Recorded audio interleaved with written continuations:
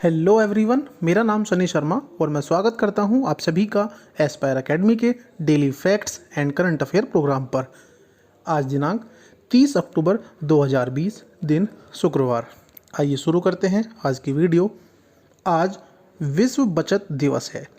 विश्व बचत दिवस हर साल 30 अक्टूबर को मनाया जाता है।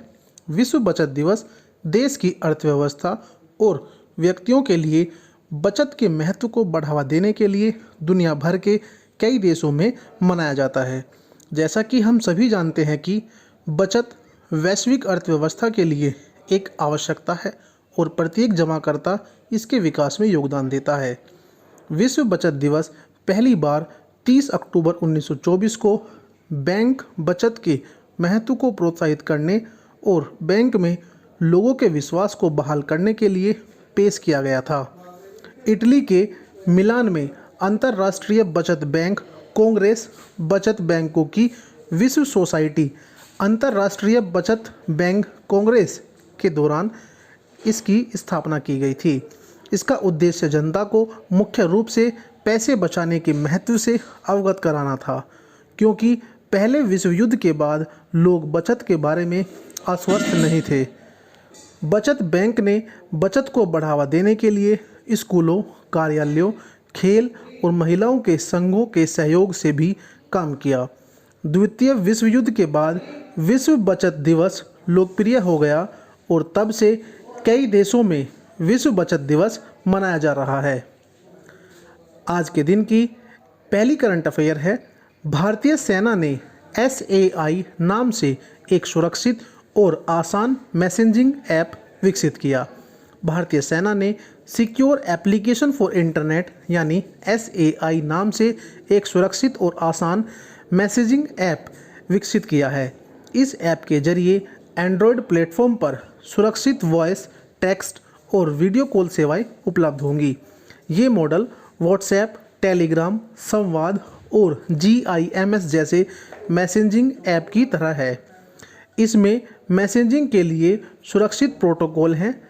इसमें स्थानीय इन हाउस सर्वर और कोडिंग की सुरक्षित व्यवस्था है।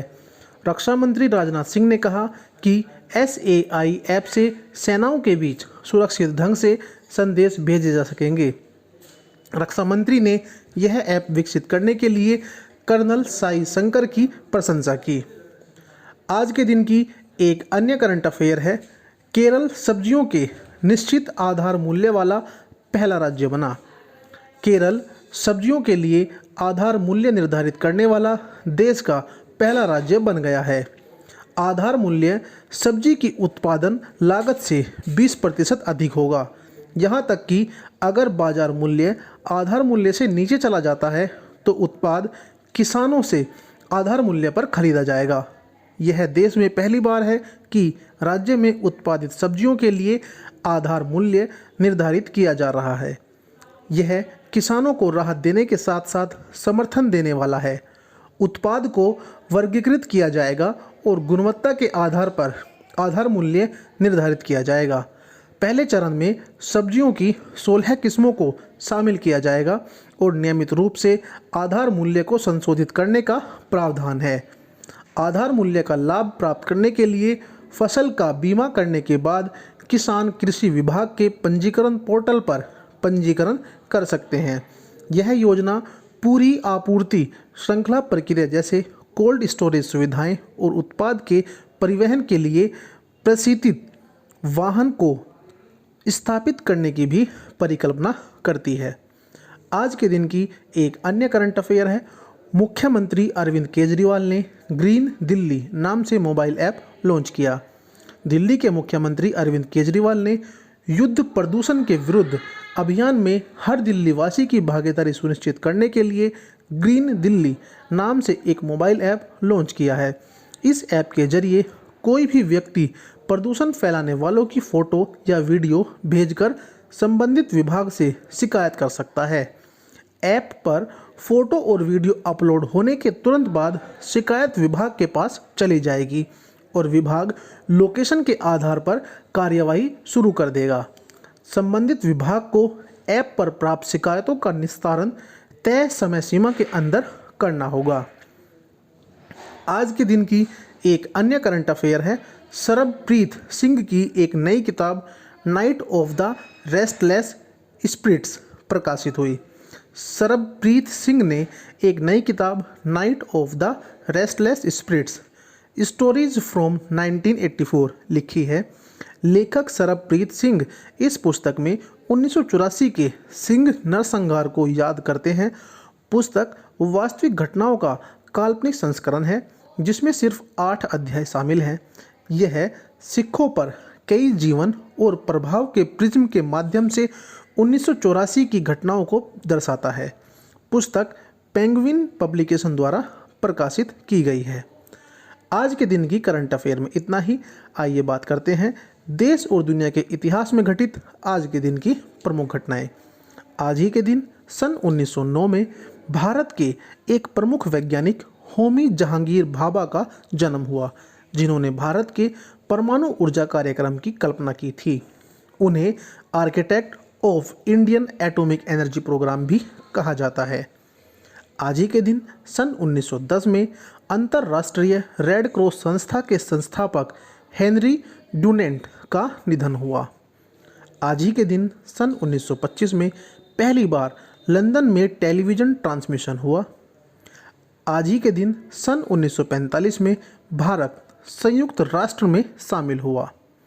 आज ही के दिन सन 1961 सोवियत संघ द्वारा दुनिया का सबसे बड़ा बम विस्फोट किया गया, जो परमाणु बम की तुलना में लगभग 4000 गुना शक्तिशाली है। 1945 में हिरोशिमा पर गिरा दिया गया था। आज ही के दिन सन 1961 में सोवियत हाइड्रोजन बम जार बोमा सबसे बड़ा परमाणु वैनवर, जो एक परीक्षण के रूप में आर्कटिकॉन में नोवाया जेमाल्या द्वीप पर स्थापित किया गया था। आज ही के दिन सन 1973 इस्तांबुल के 1510 मीटर लंबे बोस्फोरस ब्रिज का निर्माण किया गया था, जो यूरोप और एशिया के महाद्वीपों को जोड़ने वाला था। आज ही के दिन सन 1951 में मैड्रिड सम्मेलन इजराइल अरब देशों को शामिल करने के लिए मैड्रिड में बुलाई गई वार्ता के माध्यम से अंतर्राष्ट्रीय प्रक्रिया द्वारा शांति प्रक्रिया शुरू करने का प्रयास किया। आज ही के दिन सन 1994 में बाल्कन देश मैकेडोनिया के संसदीय चुनाव में वामपंथी गठबंधन की जीत हुई। आज ही के दिन सन 1995 में एक जनमत संग्रह में 50.58% मतदाताओं ने कनाडा के एक हिस्से में प्रांतो क्यूबेक का समर्थन किया, जो कि संप्रभुता को कम करने वाला था। आज ही के दिन सन 2006 सुपर टाइफून सिमरोन 8 साल में फिलीपींस को मारने के लिए सबसे मजबूत तूफान है। कम से कम 3 लोगों को मारता है क्योंकि यह लुजान में लैंडफॉल बनाता है। आज ही के दिन सन 2013 तुर्की एक समुद्री सुरंग खोलता है, जो यूरोप और एशिया को इस्तांबुल में बोस्फोरस जलडमरू मध्य से जोड़ता है। आज ही के दिन सन 2016 कनाडा और अमेरिका के बीच विपक्ष ने बेल्जियम से मुक्त व्यापार समझौते पर हस्ताक्षर किए। आज के daily facts and current affair programme में इतना ही। धन्यवाद।